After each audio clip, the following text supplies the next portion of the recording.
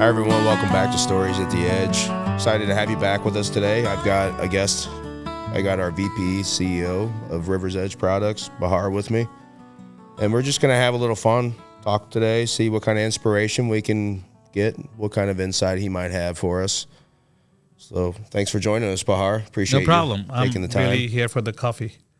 Yeah, I think we both are here for the coffee. But yeah, I'm happy to be here, mostly because Kent made me come here. Ooh, Off-White. What are we talking about? I have that wallet.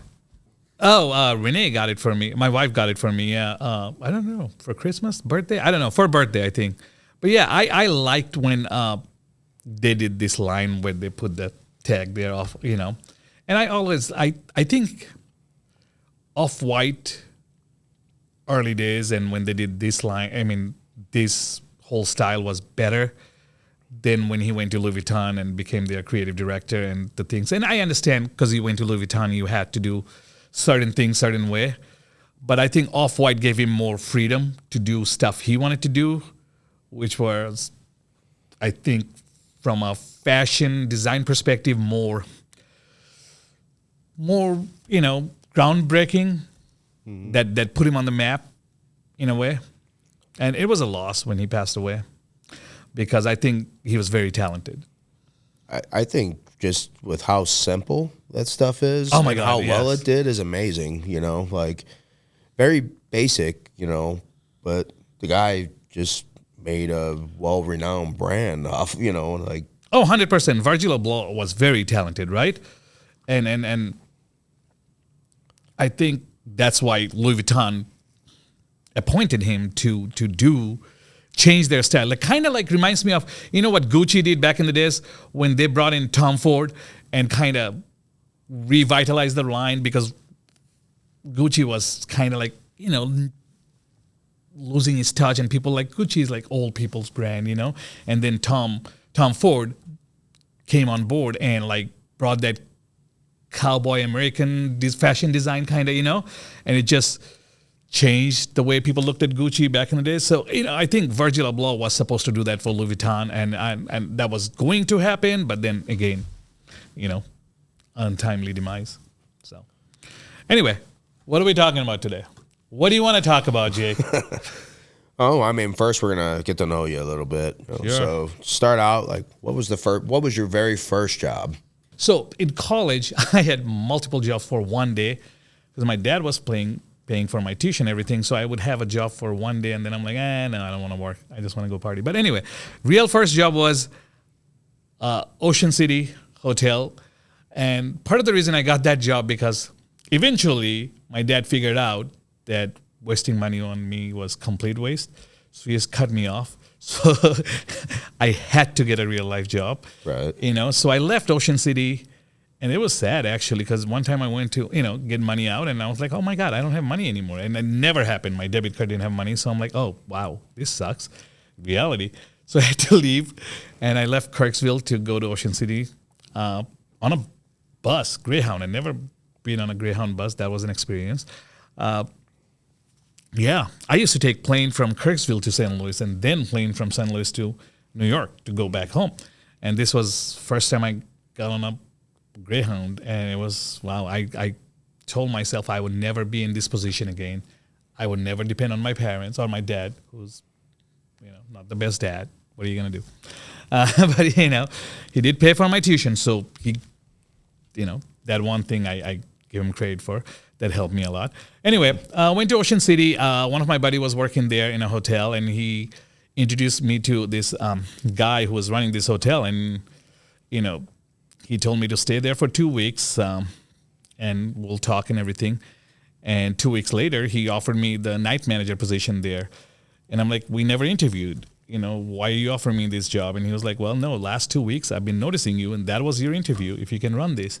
And so my first job was that. I had it for a couple of months, and then I got another hotel job as an assistant general manager. So I would say that's my first job, running a hotel or helping the GM run a hotel. And it is just fun city, during summer, during winter it shuts down. But anyway, so yeah, I got to run a hotel for 2 years right after college, and it was fun because we did, there was no schedule, you work anytime, but we had to make sure customers are okay, and all these kids that come to party there, they're well behaved and all this. So it was a great experience to do that, and learn from a really, really, really good guy, and the ownership was great. They were very nice, and they taught me a lot. So, and I was away from family. I was close enough to New York that I didn't have to go back to New York, and but I can go see family whenever I wanted to.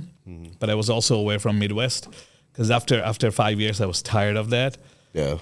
But then I started missing Midwest because people are nicer here, man.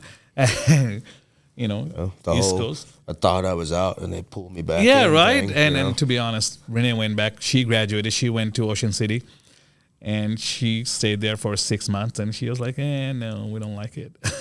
You party too much. So I came back to St. Louis, got a job here. Again, fraternity brother helped me out. But I was still partying, so that didn't change. Yeah. When we got married, when I came back to St. Louis and we got married in 2006, all our friends were still right out of college, so they were poor. So they pretty much everyone said, I owe you a gift for your wedding, but I'm here. That's your gift. So nobody gave us any gifts. But it was known as the party we threw for our friends, our wedding. So it was fun. We enjoyed it. Renee's dad paid for it, so I enjoyed it even more. But Renee got a bunch of jewelry from my parents because, Asian parents, their wedding thing is a bunch of gold jewelry. So she got some of those. But anyway, so yeah, that was fun. But yeah, that was my first job. Sorry, went all over the place. But that was my first job.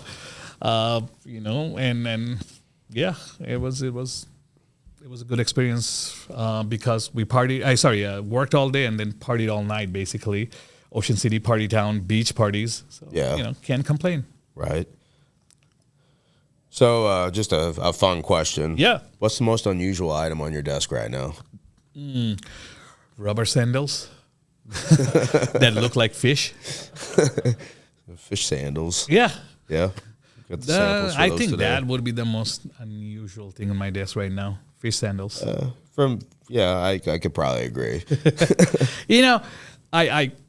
I grew up with fashion design, garments industry. Never thought I would be making fish sandals.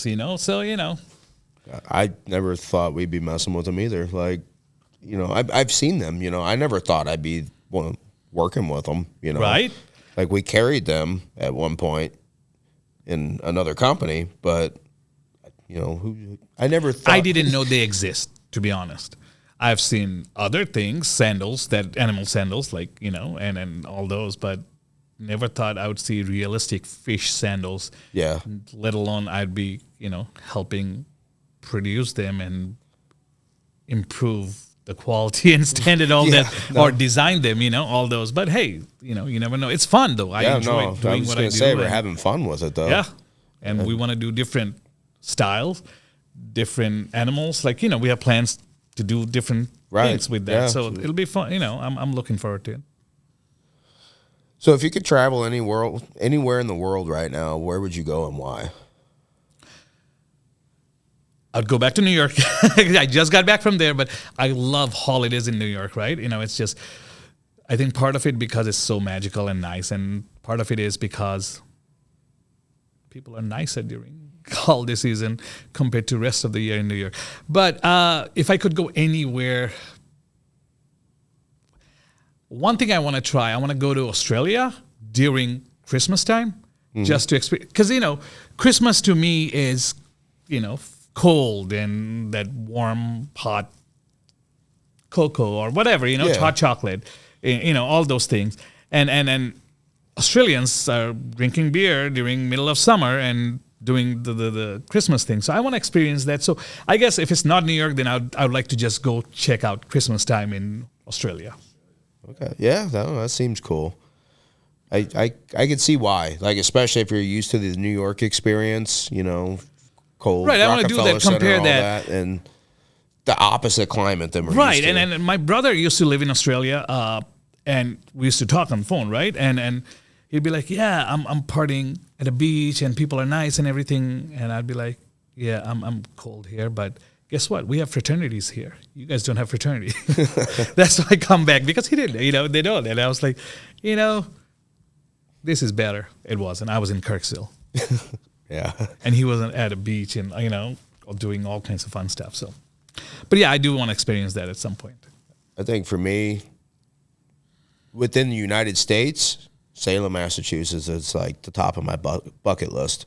Yeah, So, I can see why you like that kind of stuff and the whole history of.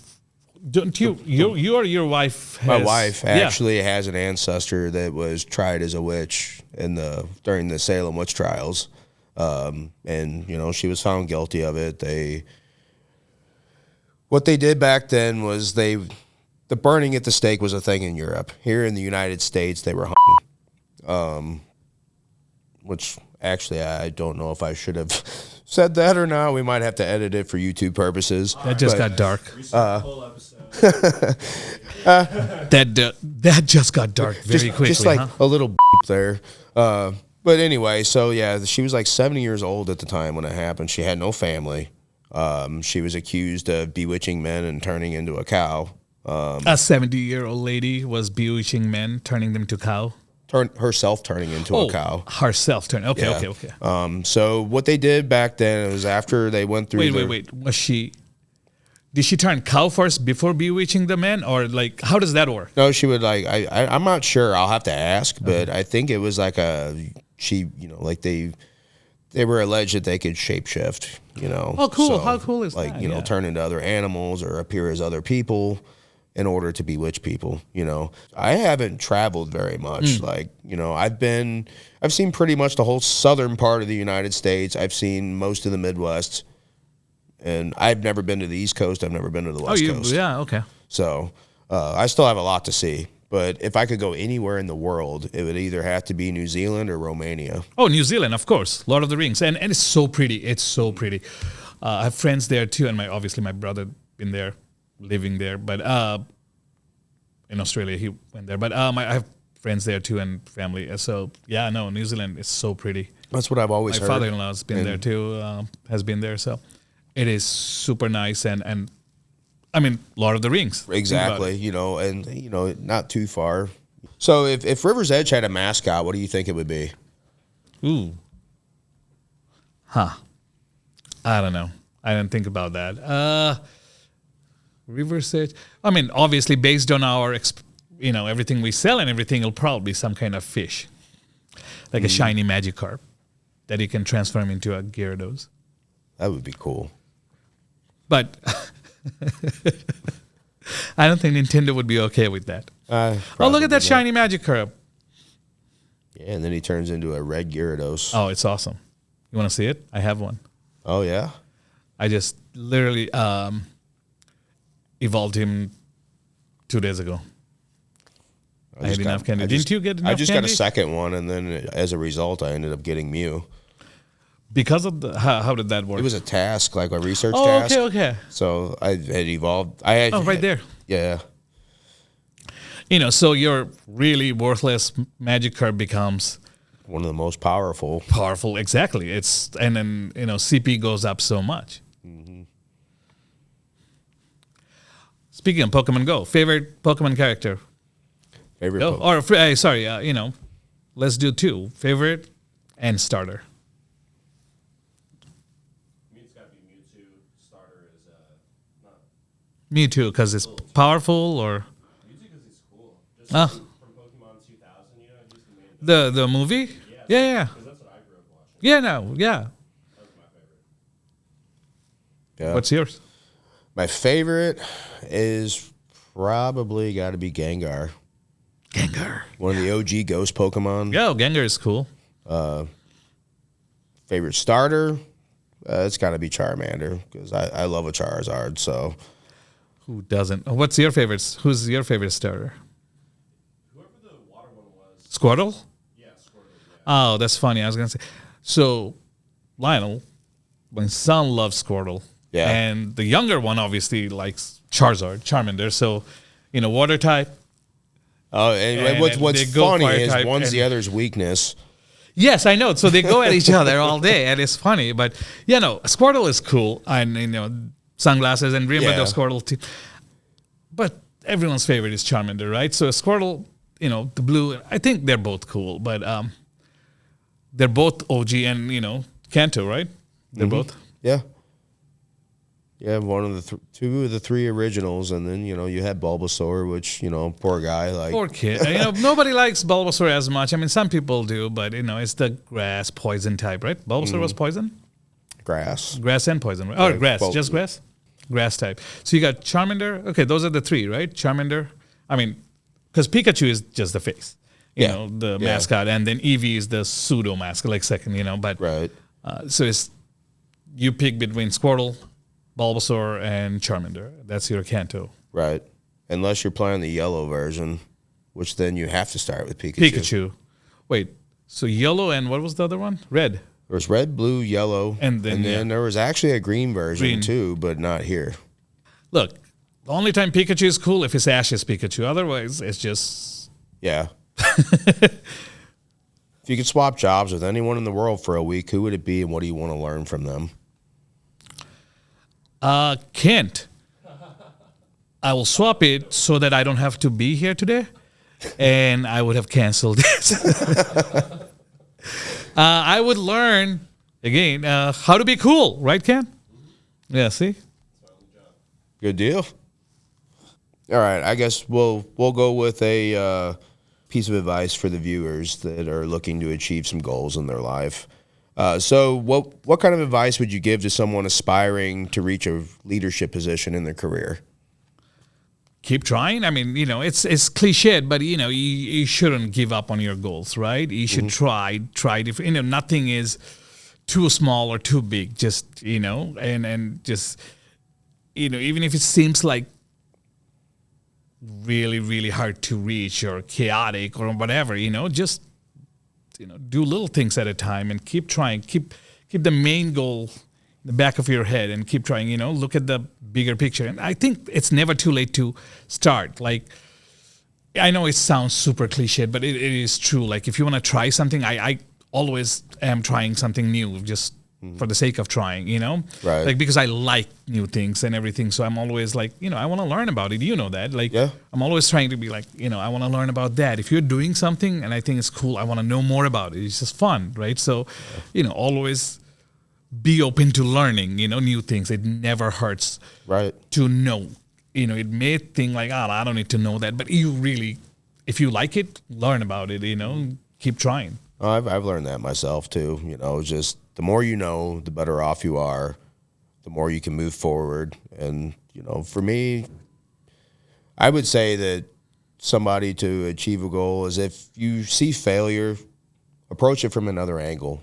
Look at it in a different view, and you may not get the same result, but if you do, then approach another way, and it'll work out better eventually. Eventually you get where you're going. You just have to look at all the other angles. There's not success without failure.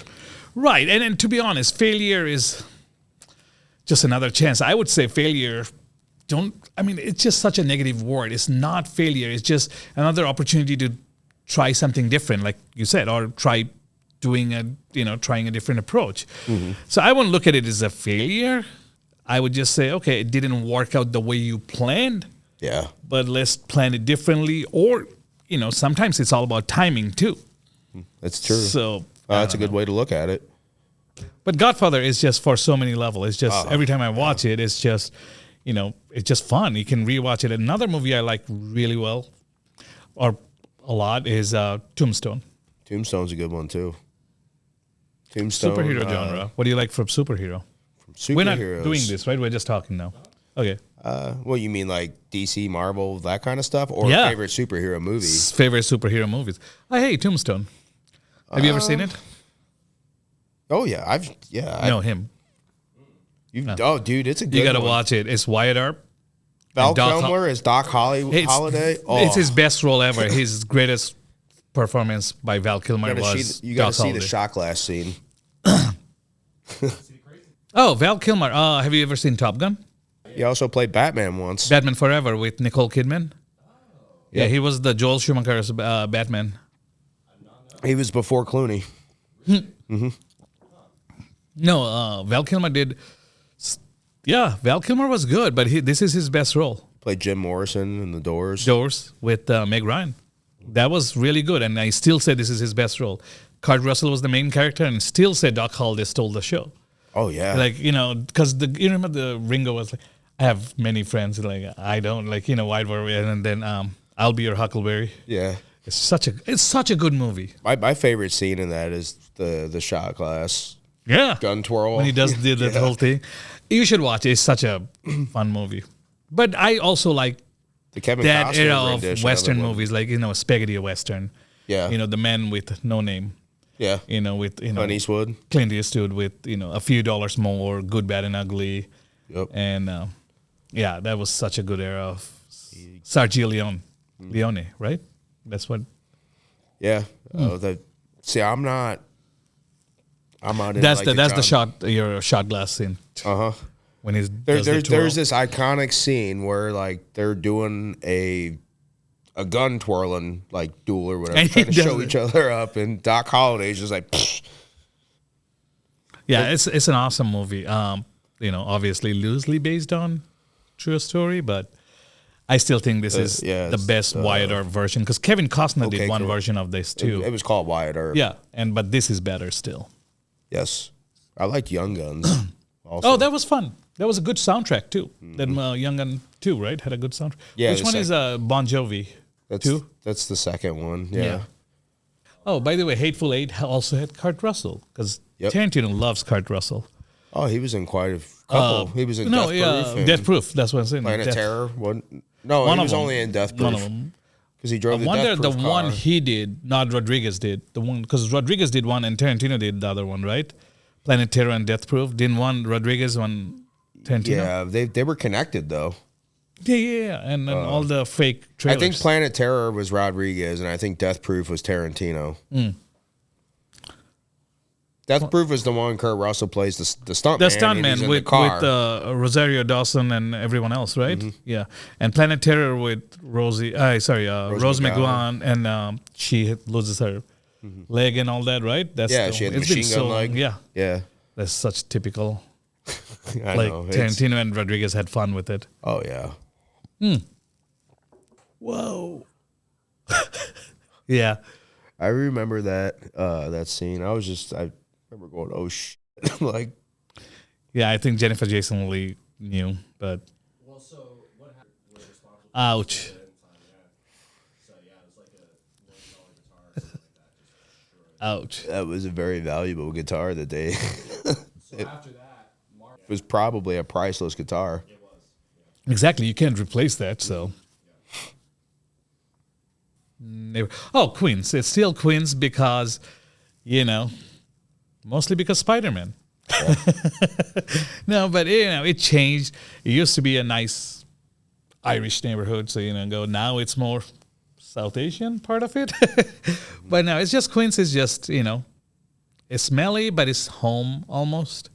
So, and of course, Spider-Man. So isn't it based on New York City? Yeah, the difference is Gotham, DC didn't have, DC is like, this is New York City, but we're going to call it Gotham, Whereas Marvel is like, no, we're going to call New York City, New York, New York City. And X-Men's are a little out, but, Spider-Man is there, Daredevil is protecting Hell's Kitchen. They kept it real. Iron Man is there. If you really, really look, you'll find the First Family, Fantastic Four there in New York City, in Manhattan. So it's fun. Yeah. Everyone's there. You look around, you'll find all kinds of Marvel superheroes. If you play the Lego game, you see all the, they build the New York City in the Lego games, and you just get to rebuild and destroy and then rebuild. It's fun. Have you played it? I've played a couple of the Lego games, but are you talking like Lego Batman or? Yeah, but not Lego Batman, the Marvel version of those. No, I haven't played any of the They're Marvel fun. Lego games. It was a lot of fun, exactly. Because until then, what you said, Batman, but you had to follow the story and within. Right. But Oh, so the they added open an world version world. of you can go around Central Park, all over New York City, and it was a lot of fun to do that. And then they kept opening, so other Marvel worlds opened up, and so new New York City and everything. So it was fun. I remember the old movie, like whenever there was the Batcopter with the shark spray. And Yeah. And he goes up. Yeah, that's the movie. That's Joker and Pink. Yeah. Joker, Penguin, Riddler, Catwoman. Riddler, yeah. You got all four of them at once. That was awesome. That was a good movie, actually. Fun movie. That was 66. I forget what year It had the statue where you had to flip the head up and push the button. Right there. Yeah. Yeah. 66. I was right. Yeah, he's just like, pulls out this canister and it's just like, I'm going to spray paint this shark, and he falls. That utility belt has everything. Oh, yeah. You can totally ask for anything, and Batman will have it. Yeah, I used to watch this so much when I was a kid. Who's your favorite Batman? Keaton. Keaton still? Original? Okay. Well, if you're not counting these. Right. Oh, I thought Keaton was perfect for it. And who's your favorite director? Or which The Batman Tim Burton first? ones. Tim Burton ones The still? Tim Burton ones are my favorite. Darker? He was going to go even darker on the third one, and then they didn't want, WB didn't want it. However, if you ask me, Joker, Heath Ledger? yeah. Yeah. I mean, iconic. Over Jack Nicholson did great. Jack Nicholson. His story wasn't the original, like the comic book Joker story, right? They changed it. Right. Whereas Heath Ledger was more closer to comic book Right. story, so original Yeah, I story. know. Jack Nicholson's is supposed to be the fun, quirky, like just kind of out of it, like just a Yeah. crazy dude, like, well, not even crazy. Heath Ledger is supposed to be crazy. No, Heath Ledger was my favorite Joker for sure. I mean, look at Clint Eastwood. Look at how old that guy is. That guy has been 100 for the last 10 years. So, Right. that he's still doing stuff. Though. Sam Elliott's another dude that don't seem to age. No. Somehow. Or at least not fast. Because, they aged early. So they got to that age where you're gray hair and 60, and then you stayed 60 forever. Yeah. I mean, how many good Clint Eastwood movie that he looked same age? Since, the early days of Clint Eastwood, of, spaghetti western, of, like those days where you have great music and he just had 6 guns and he shot everyone. And then Dirty Harry, where he got more, mainstream, but it's still action. After that, he has been old forever. Every Right. movie. He played that 74-year-old, even though he's like 94. $1 Million Baby was one of the movies that's like you get so into it that like it gets you in the feels by the end of it. Like, What's her name? Elizabeth Million- Swann? Or what's her Hilary name? Swank. Hilary Swank. Thank you. Yeah, and actually that diner that she goes. That's her second Oscar, right? She got Boys yeah. Don't Cry. Boys Don't Cry, and then this. Yeah. This one, yeah. But that diner that she works at in this, it's actually here in Missouri somewhere. Like my family, they used to go down to Bull Shoals Lake, and this diner is on the way there. So like my uncle, he would stop there every now and again and have some food on the way. Or Escape from New York had an iconic scene filmed here. Escape from New York. Another good movie. Well, L.A. was the good movie. New York wasn't. But Snake was still okay in it. Oh yeah, I mean there would have been no Escape from L.A. if there wouldn't been an Escape from New York. Which one? Sorry, I flipped it, didn't I? Escape from New York was the first one. What's the first one? Kurt Russell. Yeah, that was the better one. Escape from L.A. sucked. Escape from L.A. still had Kurt Russell in it. Snake Plissken is still a good actor. Yeah. Or, Kurt Russell is still a good actor. Story-wise, Snake yeah. Plissken is still badass, except for the movie wasn't as great. It's true. It should have been released like 10 years prior. Yeah, they waited. They waited too They long. waited too long. That's what I'm getting at. But that Who was the bridge scene- director? John Carpenter. There you go. Yeah. What other movie?